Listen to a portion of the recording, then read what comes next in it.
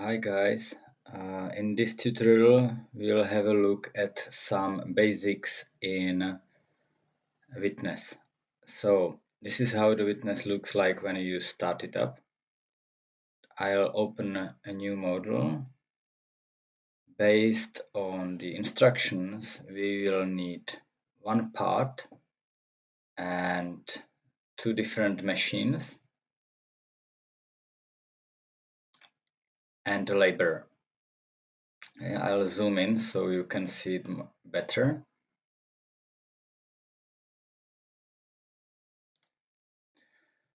The part is going to be called trunks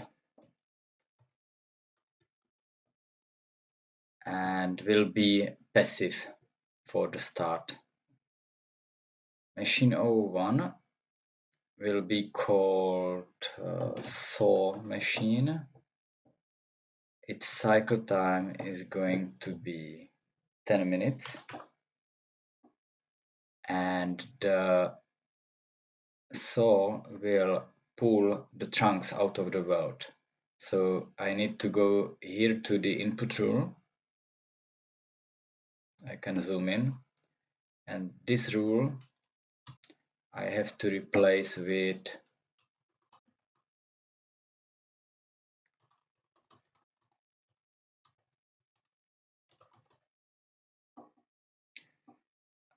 now. If I'm not sure whether my rule is correct, I can click here on validate and it says validated. So it should be okay. I'll confirm with OK here. The other details of saw should be that the saw requires a laborer for the cycle time to work.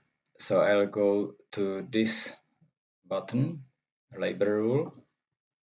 I can zoom in and either I can write the name of the laborer here or I can double click the laborer here.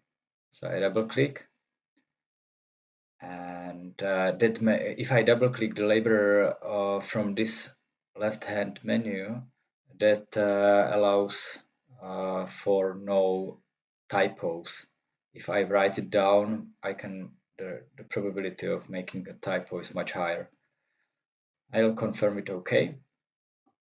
And now what else I need is to define an output rule, and the saw is supposed to push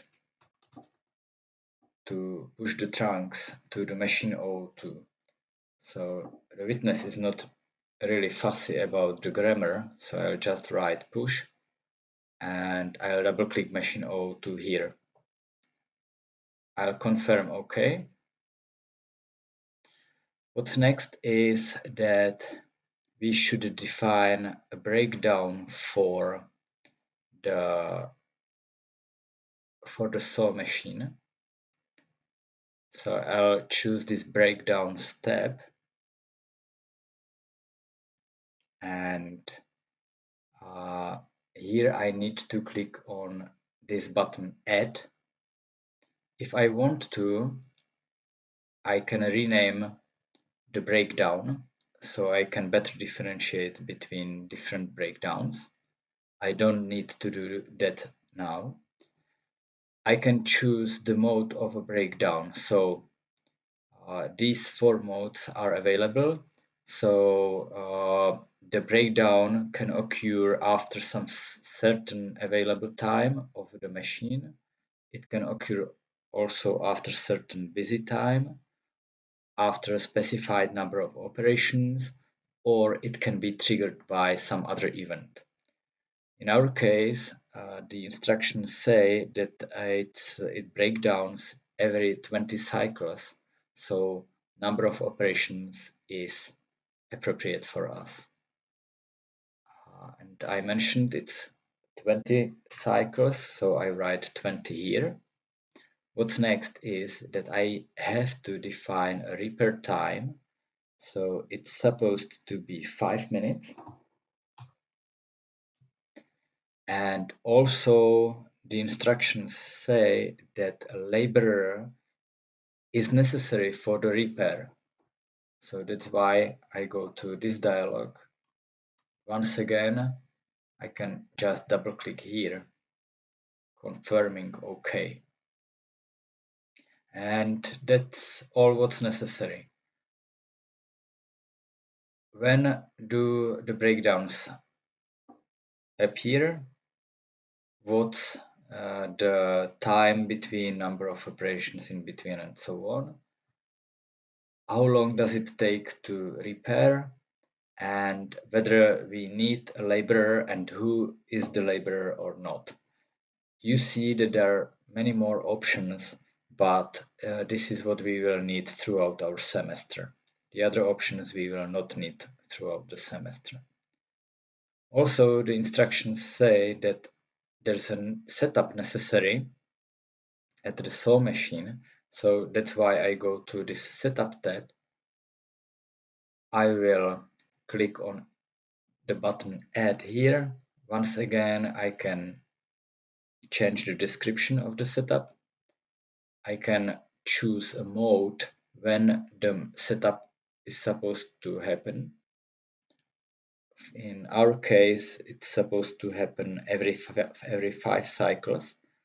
So I leave number of operations here.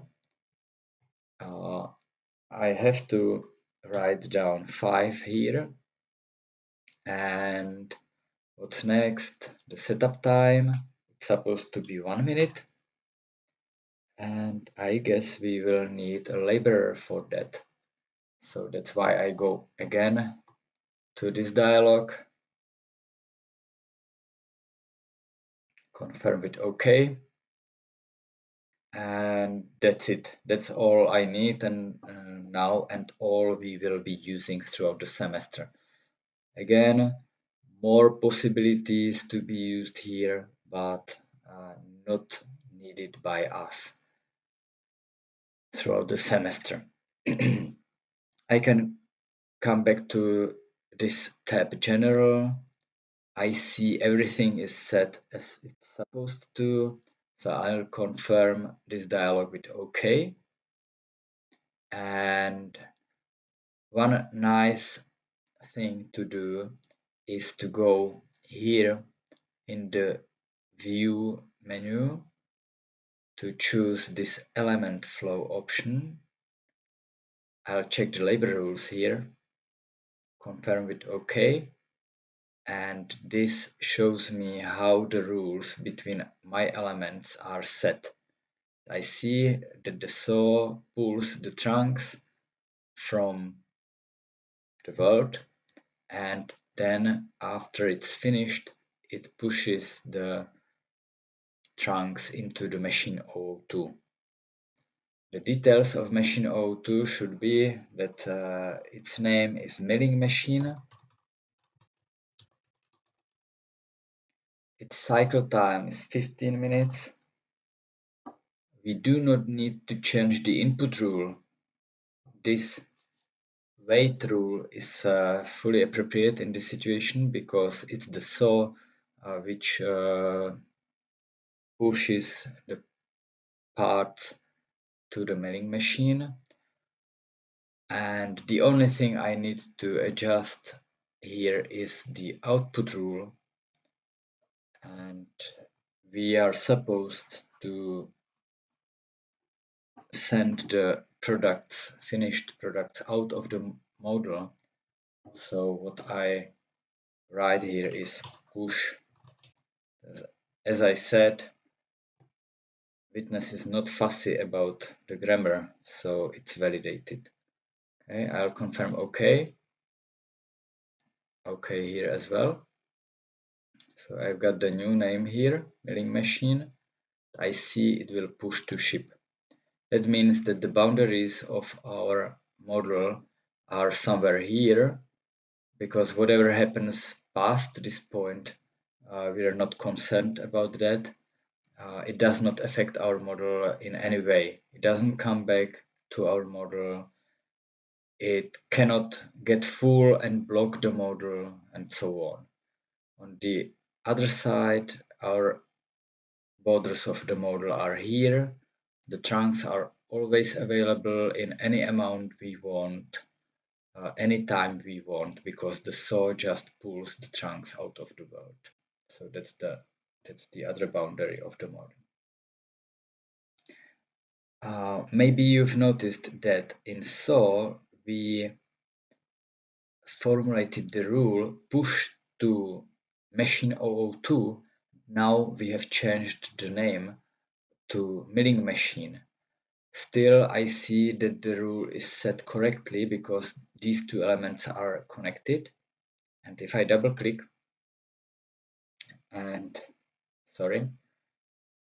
check here the output rule for saw, now it reads milling machine. So Witness has automatically changed that for us, which is convenient. Confirm OK, OK. What I can do now is to run the model and check how it behaves. So I'll do that. And it's quite fast. So what else I can do is that I highlight this little guy and it gets much slower. Also, I can adjust the speed of the model through this bar. Okay, so to whatever is convenient to check visually the model that it appropriately represents the reality we're modeling. The instructions say that I'm supposed to run the model for 2400 minutes and check the statistics after that. So what I can do here is to set the 2400 minutes down here. And if this little bell is highlighted and my simulation time is below the limit here, then I can click this double arrow and run it in a batch mode. So I'll try to do that. And with no graphical representation, it just skipped into the time 2400. So the assignment says check the stats. One way how to do that is right click on the element and choose statistics here. What I see here is that 160 trunks have entered the model, 158 have been shipped, and 2 pieces, the difference is so-called work in progress. So that's what's still inside my model. If you see it this way, the stats, I recommend to check this swap rows and columns, and it's more convenient to observe it this way. So that's one way how to check the stats, and you could do that with each of the elements. What might be a little bit better is go here on the left hand side to the type, and I'll choose machine now. I'll right click on machine. I'll choose the statistics, and in such a way, if you call for the statistics this way, you will see the statistics of all elements of that type at once.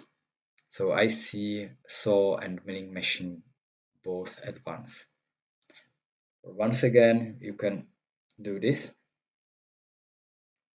to have it more convenient. Milling machine is almost 100% of the time busy. Saw machine only 66%, only 2/3. Almost 1/3 it's being blocked by the milling machine. That's because the milling machine operates faster, just 10 minutes compared to the 15 minutes of saw. Also, the saw machine has to be set up and breaks down from time to time as well. I'll close this stat. I can do that with the labor as well. Check the statistics of the labor. And I'll close. Okay, so that's the basics. What else we can do to better observe the model? We can introduce pie diagrams showing us the performance of the model of the different elements. So Under this reports tab down here, I'll choose the pie diagram, and I'll be interested in the performance of saw, milling machine, and also the laborer.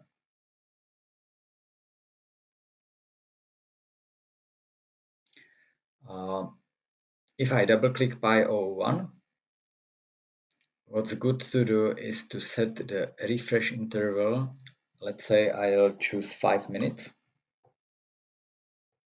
Then you have to go to the element states tab. You need to check this display element states, and you need to choose from this drop-down menu the particular element. So I double click the saw, it pops up here, and I can confirm with OK. I'll do the same for milling machine. So I'll change the refresh interval to 5. I'll check here, choose milling machine, confirm with OK. And with the laborer, I'll not change the refresh interval at this moment. So you see what's the difference. Okay, I'll reset the model to 0. That's this double left arrow.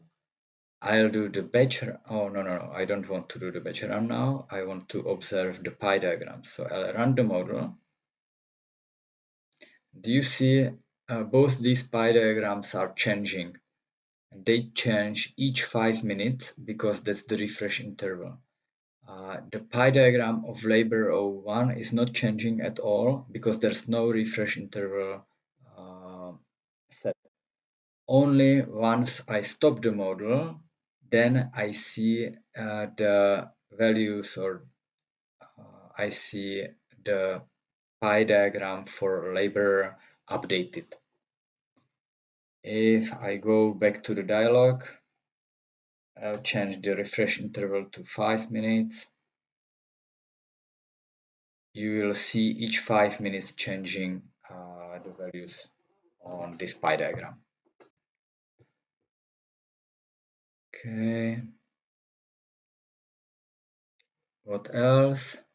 Let's introduce some variables which will measure the production and which will be very helpful later on once we will be evaluating some economic aspects of the models. So the variables, they're available under this data tab. So I'll go here. I'll be using 2 today. So I'll drag 2 different variables. And one will be used for measuring the production, the volume of production, and the other one I'll use for measuring the production per hour. That can be quite important measure of the model. At this moment, these variables, we have changed the names, but Witness has no idea so far what to do with these variables. So we need to tell Witness what to do with the variables and when to do that. One way how to achieve this, I'll go to the last element I've got in my process. In this case, it's milling machine. I'll go to the details by double clicking, and I'll choose these actions on output. Okay, first we had to define the output rule, which is push to ship. Now I want to go to these actions on output. And here I can zoom in again. Here I'll define what the variables are supposed to represent. So let's choose the production on the first place. If you double click, if you double click, you are sure that you will not make a typing mistake. And one way how to measure the production is using this nship command. Okay, it's built-in command, and I need to tell witness what to count with this command, and that's gonna be the trunks. Okay, if it's empty, it's not gonna work. If you make a typing mistake, for example, I'll make on a purpose one, like here, I'll click on validate, and it tells me trans are not defined. So if you make such a mistake, you need to look up for trans and what's wrong with that. Or if I don't check with validate and I proceed straight away to OK, it doesn't let me to proceed with the same error message. So I have to rename this back. I have to correct it. This command nship means number of shipped of these elements. So it's gonna be telling us how many trunks we have shipped from the beginning of the simulation. Also, I want to use this variable. So another way how to measure the production could be also this very simple equation. So this says, because we are actually at the actions on output of the last machine, that means that these commands will be executed and these equations will be computed each time something leaves the milling machine, meaning something's leaving the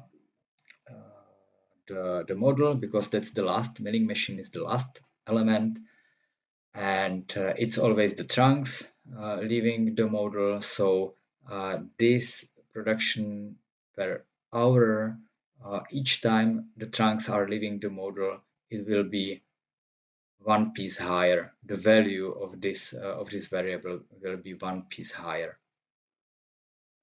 Okay, another way how to measure the production, and in this particular case we will see that in a minute, it's for us more suitable than using this command.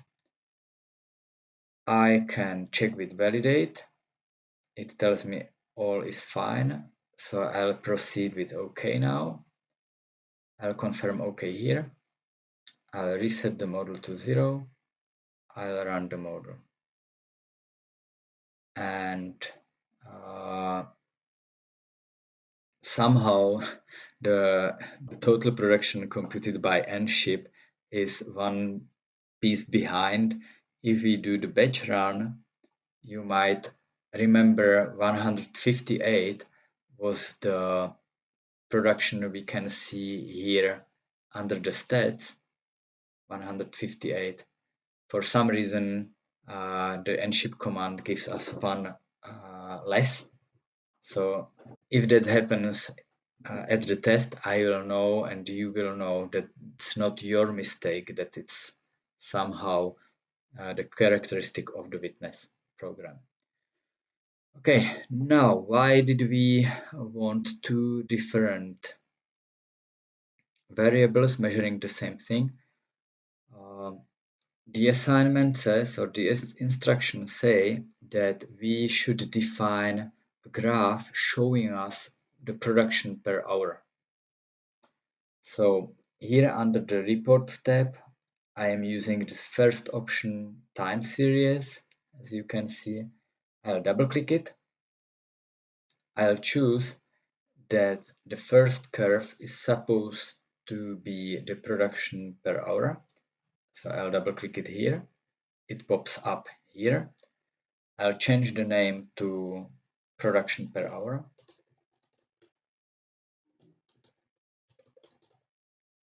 And the recording interval I'll set to 60. Since our model, I'm using minutes throughout the model. So that's 1 hour.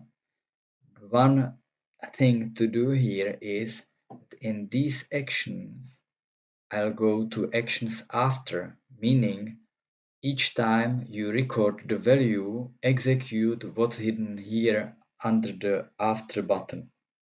I'll go there and I'll write here production per hour equals 0.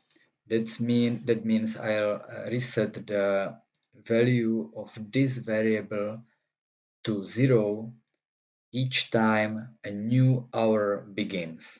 I'll confirm it OK. So each time something is recorded into the graph, this command is being executed, setting the value of production per hour to 0 once again. This way, we will always count the production only for the particular last hour. I'll confirm it OK.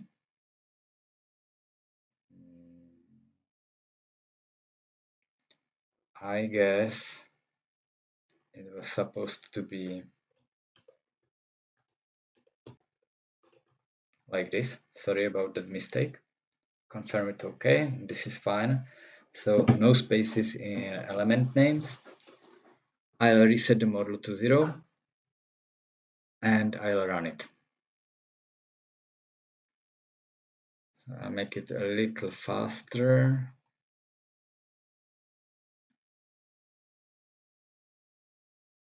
You see, this is the value for the first hour, this is the value for the second hour, this is the value for the third hour, and so on. And you see that the production per hour always after each 60 minutes it's being recorded, the value, and then set back to 0 to count only what's actually produced in the last hour.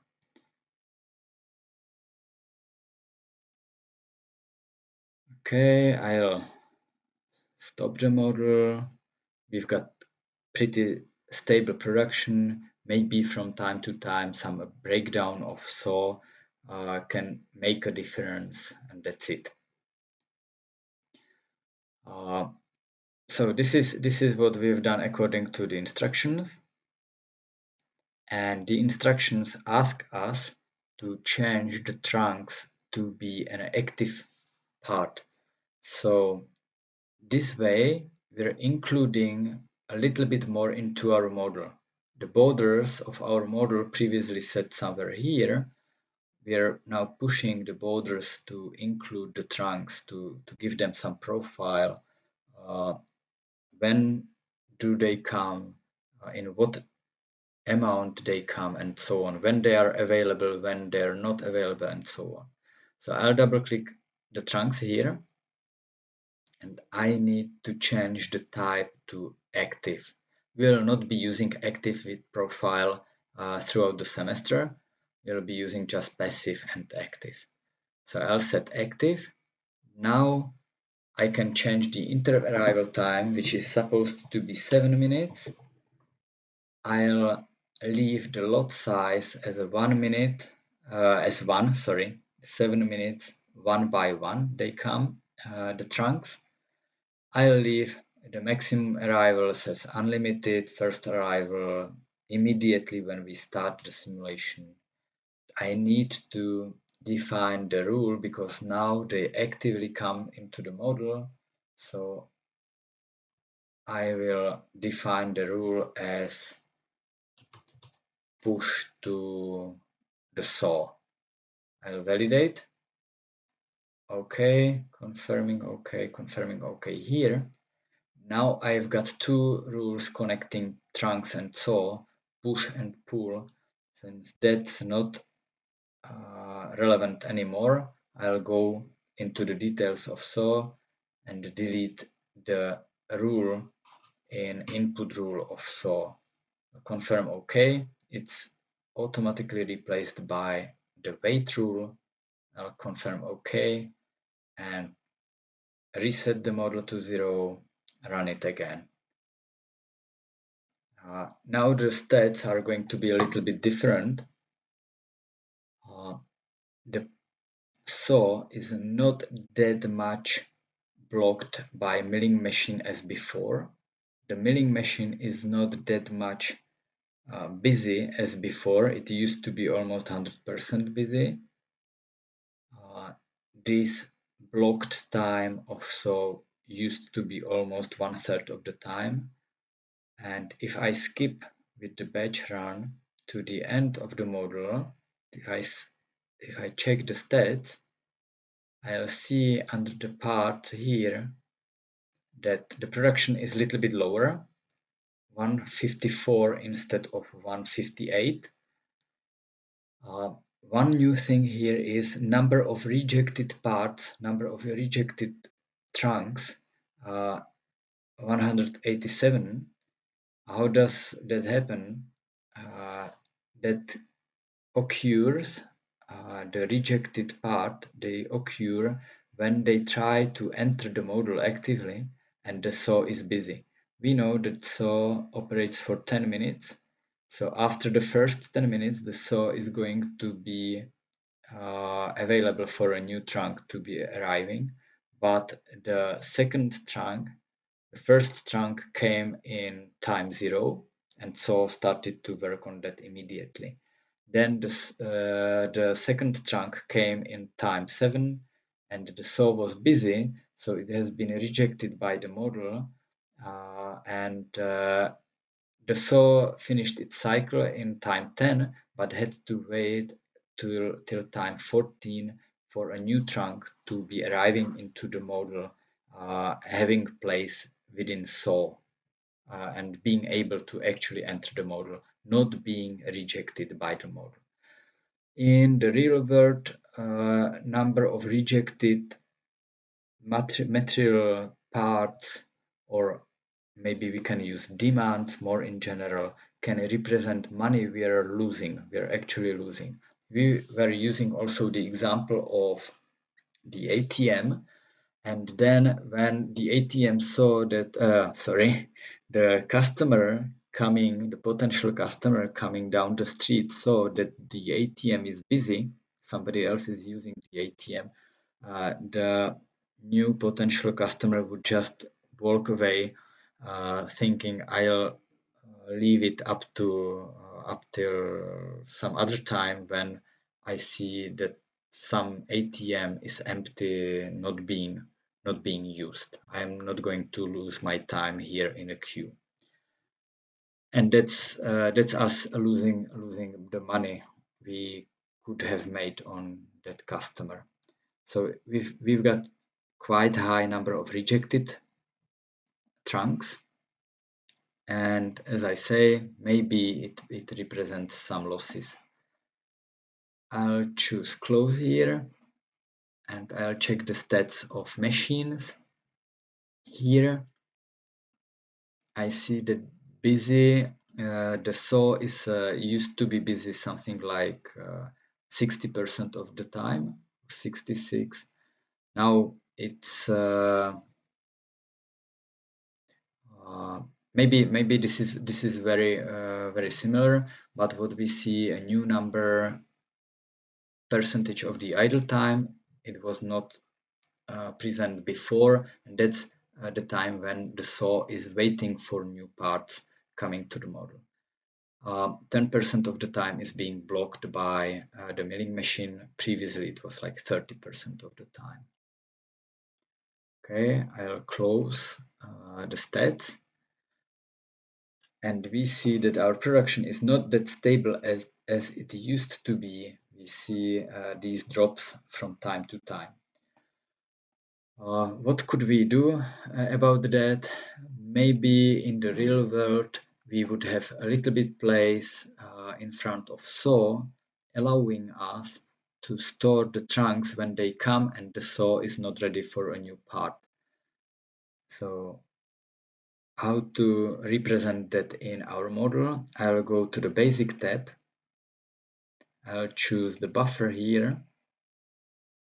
I'll bring it to the model, and I'll the assignment says that the capacity of the buffer is 10, so I'll change the capacity to 10. And now I need to tell trunks to enter the buffer, and because buffer can be like really a place next to the machine or a shelf, place on a shelf, and so on, such place is passive by definition and cannot pull or push.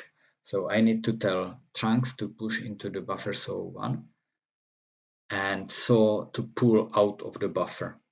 I'll use the visual rules this time. So I'll choose trunks. I'll choose this visual output rule. I'll delete saw, but I'll click on buffers. I'll confirm OK. Do you see it's been defined? Now I'll choose saw, click on visual input rule, click on buffers, O1, confirm it OK, and it seems to be connected, should be working. Let's check. I'll reset the model to 0. I'll run the model, and I can see that the buffer is actually being used. And I guess we will see its full capacity, and I guess we see the full capacity right now, the 10 pieces. Some models can be used to optimize how the buffers are being used. For example, if the buffer is being used a lot and the saw is actually like, let's say it's an ATM, this can represent the queue in front of the ATM, and the longer the queue is, the worse for us. What else we can do? I'll do the batch run now. We can check the stats. We see that the production is back to the maximum we had when we first ran the model, 158. The stats of the machines are very similar to what we've seen at the beginning, but the work in process number is much higher than before, and that can be one other measure to be targeted by the optimization efforts, because the higher is the work in progress, the higher are our costs, because that represents the material being there. And in case of, for example, the material lying in buffers O1, it's not being productive, this material. So it's extra money we need to pay, extra costs. On the other hand, we have to admit that we gained like within these 2,400 minutes, we produced 4 products more than without the buffer. Okay, I'll close this dialog, and I guess that's it. That it's all which we were supposed to do at the seminar number 2. Also, we can see that the production is stable again without the drops which we had before introducing the buffer. Okay, I guess that's it for today. So good luck with your efforts.